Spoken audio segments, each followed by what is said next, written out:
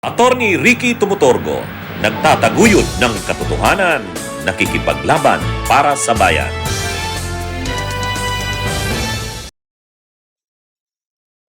Mga kabunyog, mga kababayan, welcome po sa isa na namang episode ng ating pong talakayan dito po sa aking bagong segment, Ang Take Ko, ni Attorney Ricky Tumutorgo.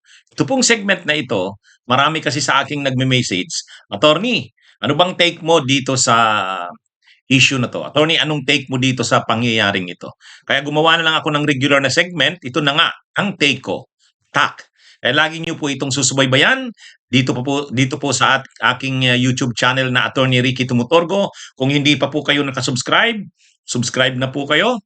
Meron din po tayong Attorney Ricky Tumutorgo Facebook page. Kung hindi pa po kayo nakafollow, follow na po kayo. Eto na, simulan na natin. Attack! Ha?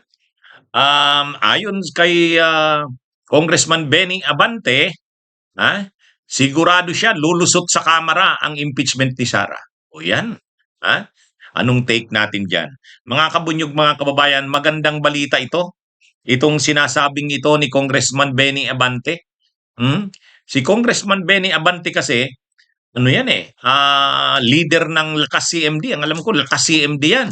Yan yung pinakamalaking partido sa Kamara. Mahigit 100 yata ang kongresistang members niyan. Isa siya sa mga endorsers ng fourth impeachment complaint. Ang kasama niya pang nag-endorse ay si Congressman Paulo Ortega ng La Union. Yun naman, leader naman yun ng National Unity Party. Malaki rin yan na partido sa Kamara. Kaya pag yan pa lang sa dalawa na yan, Lakas CMD at NUP, madali nang makuha yung 105. Kasi 105 lang naman ang kailangan para makalusot sa Kamara. 105, yan yung 1/3. Kaya ngayon, nag-guest sa isang forum si Congressman Benny Abante. Tinanong siya kung ano ang tsansa na makalusot sa Kamara. Sabi niya, sigurado siya na lulusot ito sa Kamara ayon kay Congressman Benny Abante. Kasi nga, maraming mga kongresista ang talagang gustong i-impeach si Sara ayon sa kanya. Kaya ayon kay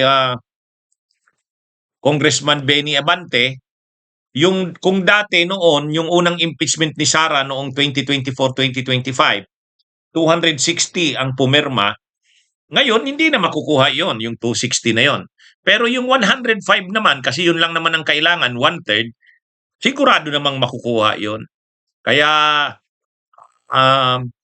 pag ngayon ire-refer na sa Rules Committee yung apat na impeachment complaints. Pag na-refer na yun sa Rules Committee, ire-refer naman sa Justice Committee. Sa Justice Committee naman, magsasagawa na ng mga hearings ang Justice Committee. I-determine kung sufficient inform and substance. Sabi niya dyan, madali ka agad makalusot yan. Sigurado namang sufficient inform and substance ang apat na impeachment complaints. Kung hindi man yung apat, marami doon. Sufficient inform in substance. Yun namang probable cause, sigurado naman yun, may probable cause. Kaya makakarating talaga sa plenaryo. Sa plenaryo ngayon magkakabutuhan. Doon kakailanganin yung 1/3. Sabi ni Congressman Benny Abante, sigurado siyang makukuha ito. Kaya, so maganda ito mga kabunyog, mga kababayan. Ang talagang pag-uusapan na lang sa Senado Sa Senado. Pero ang maganda naman sa Senado, hindi tulad nung dati nung panahon ni Chis Escudero. Noong kasing panahon ni Chis Escudero, sila Chis Escudero ang pinuno ng Senado noon, kasama si Gila Jingo Estrada, Joel Villanueva. Ayaw nilang mag-proceed sa trial, forthwith. Dapat sana forthwith pagkatanggap nila. Trial shall proceed forthwith. Ang problema, hindi nga yun ginawa nila Chis. Pero ngayon sa ilalim ni Senate President Soto, sinabi na nito na magpo-proceed kaagad sila sa trial once na matanggap ang tawag na diyan, articles of impeachment galing sa House. Kaya yan mga kabunyog, mga kababayan, pero sa Senado, bagamat sinasabing mahirap makuha yung 2/3 kasi 2/3 doon. Sa Kamara kasi 1/3 lang. Sa Senado, para makonvict si Sara, 2/3. Pero ang 16, posible pa rin makuha kasi mayroong mga senador na galing sa mayorya na sa minorya na ayon sa mga political experts, political strategists tulad ni Ronald Llamas, ni ah, Alan Herman, ang sabi nila mayroong mga members ng minorya na nag-iisip na lumipat, buboto para sa conviction na sa impeachment ni Sara. Yun. So, ang kailangan lang mga dalawa, tatlo galing sa minorya. May dalawa lang o tatlo galing sa minorya, patawid ng mayorya para i-convict si Sara, makukonvict na si Sara. Kaya ano ito mga kabunyog, mga kabayan, abangan natin. Pero ang maganda dito, nung una kasi parang ang hirap isipin kung makakalusot sa Kamara o hindi. Kasi maraming nagsasabi na takot yung mga kongresista kay Sara. Pero sa ngayon, maganda yung dinulot ng pagkikita ni Leni Robredo at ni Mayor Leni Robredo at ni PBBM kasi yung mga kongresista na tinatakot ng kampo ni Sara na pag kayo'y sumama sa 105 o 1/3 na kongresista, papahirapan kayo sa 2028, gagantihan kayo sa 2028. Pero nung pinakita yung lakas ng kalaban ni Sara, pag nagsanib ang kampo ni Mayor Leni Robredo at saka ni PBBM, naiisip ng mga kongresista, hindi naman sigurado si Sara na siya ang mananalo sa 2028. Kaya, kumbaga lumalakas na ngayon ang mga kongresista na manindigan.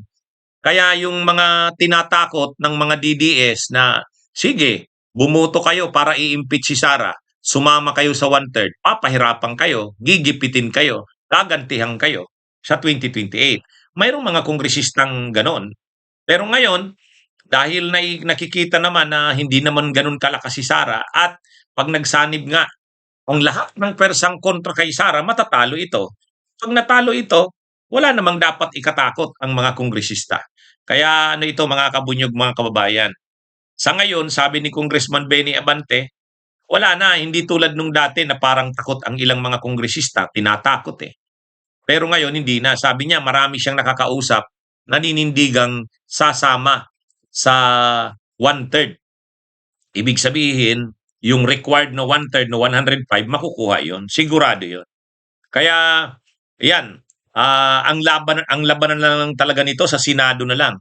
Pero ang Senado naman, pag nakita naman nila na may matibay na mga ebidensya laban kay Sara, alam nga namang hindi nila ikukonvict si Sara kahit matibay ang mga ebidensya.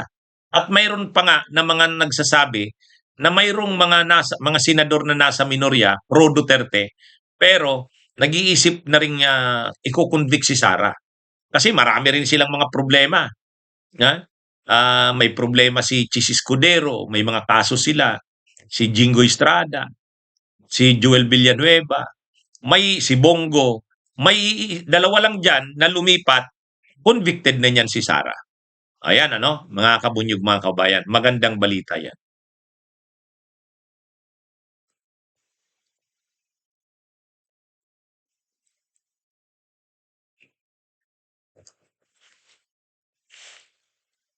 Ito mga kabunyog, mga kabayan, may kwento pala sa likod ng 500 million pesos na pondo ng proyekto na dinala ni PBBM nung magkita sila ni Leni Robredo noong February 21. Mayroon palang kwento sa likod nun. Mayroon palang kwento. Unang-una, siyempre masaya si Mayor Leni na pinagbigyan ng national government sa ilalim ng Administrasyong Marcos yung request ng local government ng Naga City na mapunduhan naman ang nasabing kasi yan renovation. Yung Jesse M. Robredo Coliseum, malaking Coliseum yan sa Naga pero matagal nang sira yan. Butas-butas ang bubong, sira-sira na ang mga pangloob, ang loob niyan. Tsaka hindi na nagagamit sa mga event sa Naga City, kailangan na talaga siyang i-renovate. Kaya lang siyempre sa panahon ni Duterte, hindi naman yan na natulungan ang Naga City. Ngayon na si PBBM presidente, siyempre kalaban ni Leni Robredo. Ang akala siguro hindi mangyayari yan na ma-repair na yan, ma-renovate. Pero nagbago ano, ah, at least ang administrasyong Marcos hindi tiningnan na si Leni Robredo ay kalaban. At saka mayroong mga pinasalamatan si Mayor Leni Robredo kung paano na lakad yung 500 million na yan. Kasi nung magkita sila ni PBBM, sa picture makikita nyo, may binibigay na papel si PBBM kay Leni Robredo. Yan ay SARO. Statement, ano yun? Statement of ano? Allotment, release order. Parang ano, yan yung ano, prueba, yung kasulatan na yon na mayroon ng release order ng nasabing allotment. Kumbaga yung allotment ng 500 million para sa proyektong yon, mayroon ng release order. Yun. Kumbaga, pag mayroon ka ng SARO, yung SARO na yon, statement ng allotment ng allotment release order, yan yung ah, pinaka-preba na talagang may pundo na yan. Dala-dala ni PBBM yung SARO na yan, yung release order na yan ng allotment na 500 million. Kaya masaya siyempre si Mayor Leni Robredo ng Naga na kahit ang administrasyon ngayon ay nakalaban niya noong 2022, at least inaprubahan pa rin na mapunduhan yan. Pero nagpasalamat si Leni Robredo sa post niya. Unang-una nagpasalamat siya kay Kiko Pangilinan, kay Senador Kiko. Nang manalo daw pala kasi si Kiko Pangilinan na senador, siyempre kasama ni Bam Aquino, kakampiyan ni Leni Robredo. Nakiusap si Mayor Leni, napunduhan nga yan. Kaya lang, ang nangyari, mga kabunyog, mga kababayan, ang nangyari dyan, siyempre, mahirap mailusot yung ganun kalaking pondo, 500 million pesos, kasi nga, mahirap na yung mga insertion. So nahirapan din siyempre hindi na pwede yung mga insertions. Kaya nahirapan si Senador Kiko na yung hindi niya kayang i-insert na yon kasi sila yung nakikipaglaban na itigil na yung mga insertions. So biglang pumutok kasi yung flood control anomalies. So wala na, parang yung linalakad ni Mayor Leni kay Senador Kiko, mahihirapan na. Pero gumawa si Senador Kiko ng paraan. Gumawa siya. Nakita niya na may pwedeng source nito, hindi na dun mismo sa mga insertions.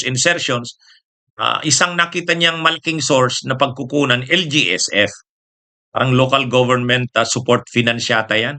Kaya lang, para malakad yan na mapunduhan sa ilalim ng programang LGSF, Local Government Support Fund, kailangang aprubahan yan ng Malacanang. Kaya kinausap ni Senator Kiko si Executive Secretary Ralph Recto. Ngayon, si Executive Secretary Ralph Recto naman ay naging mainit naman ang pagtanggap sa request, pinacilitate. Kumbaga, ang lumakad ay si Senador Kiko hanggang Malacanang linakad niya at pinacilitate naman ni Executive Secretary Ralph Recto. Siyempre, pinag-usapan sa presidente, inaprubahan naman ng presidente. Kaya, yun yung mga dinaanan pala ng pondo na yan. Kaya nagpasalamat si Leni Robredo, si Mayor Leni Robredo, kay Senador Kiko Pangilinan, kay Executive Secretary Ralph Recto, at kay PBBM. Kaya masaya si Leni na naaprubahan yan. Sa kabila ng mainit na politika, ang administrasyon siyempre administrasyong Marcos na nakalaban niya noong 2022, nakalusot pa rin ang nasabing proyekto. Importante kasi yung JCM Robredo Coliseum kasi hindi lang yan sa mga event, malalaking event sa Naga na gagamitin. Yung JMR Coliseum na yan, ginagamit din yung evacuation center pag may mga kalamidad. Kaya malaki ang maitutulong sa Naga City ng nasabing pondo. O ayan, ha? Yan pala yung kwento sa likod niyan. May post si Mayor Lenny tungkol nga diyan, nagpapasalamat siya sa mga nakatulong para ma-release ang nasabing pondo. O ito mga kabunyog, mga kababayan, grabe talagang arogansya nito ni Marcoleta. Saan ba kinukuha nito ni Marcoleta ang arogansya niya? Ay, grabe mga kabunyog, mga kababayan. Hindi man lang na mga kabunyog, mga kababayan, hindi man lang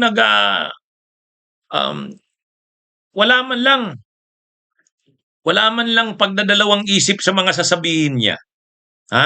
Alam nyo, ang matindi niyang statement ngayon, ito.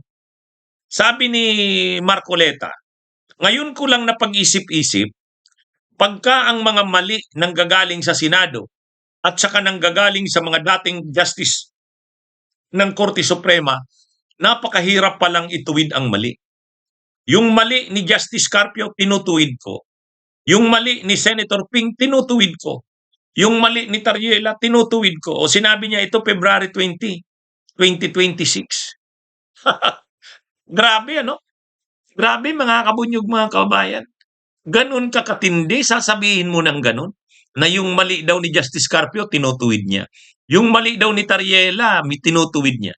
Yung mali daw ni Senador Ping Lacson, tinutuwid niya raw. Grabe daw ang hirap ng ginagawa niya. Mga kabunyog, ay grabe tong si Marcoleta, ano ba to? Samantalang kahihiya na nga ang mga nangyari sa kanya nitong nakaraang mga araw. Halos lahat ng sabihin niya mali. Siya ang mali. Tapos siya pa ang may ganang magsabi na tinutuwid niya raw yung mga mali. Tinutuwid niya raw yung mali na sinabi ni Tariela. Siya na nga yung paulit-ulit na nagsasabi, si Marcoleta, na wala namang West Philippine Sea. Invention lang daw natin yan. Ang pinapatamaan niyan si Tariela. Paulit-ulit niyan si Marcoleta.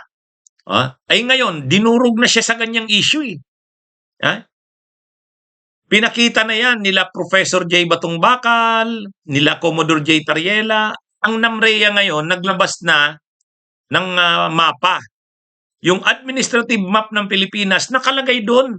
West Philippine Sea nakalagay. O paano niya ngayon sasabihin na mali sila Commodore J. Tariela, sila Professor J. Bating Bakal? At hindi totoo na wala yan sa mapa at walang West Philippine Sea.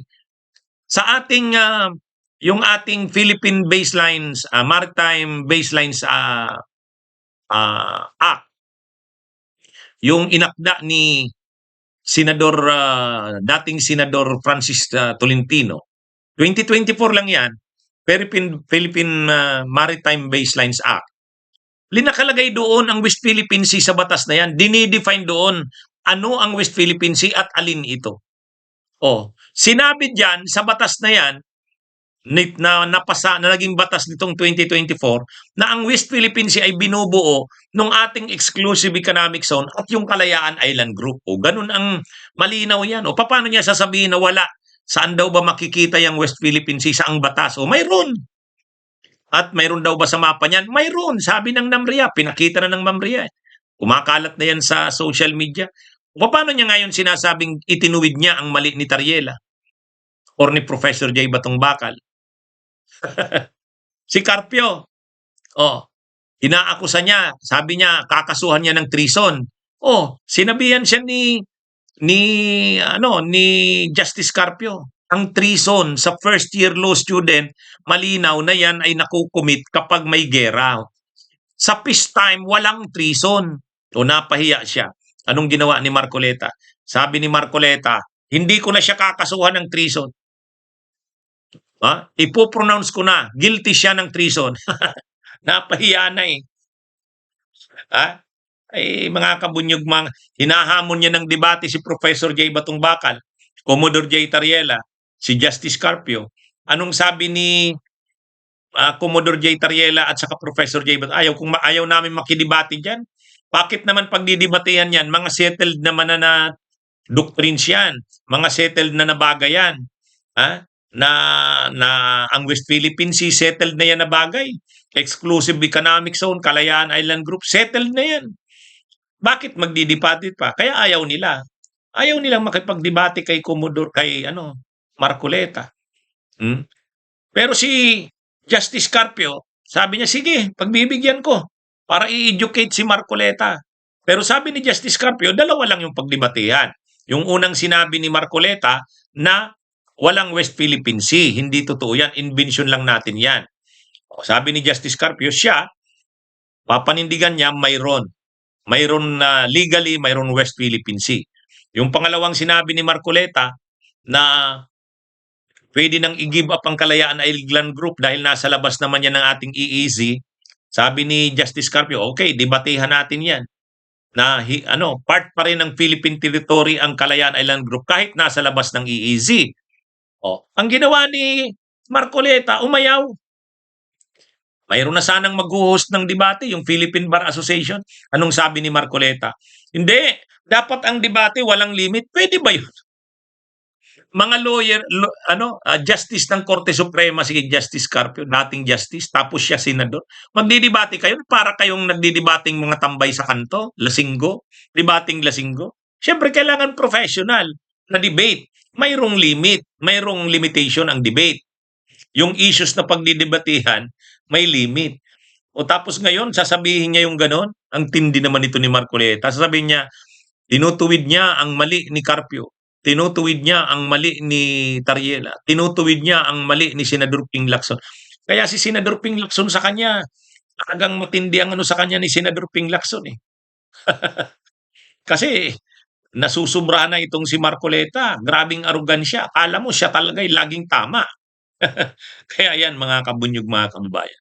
Pero nabasa ko itong huling post niya, grabe. Imaginin mo, sabihin niya yung ganun.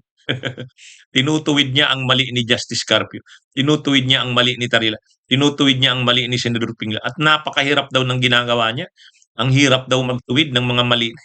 Ay, matindi mga kabunyog, mga kababayan.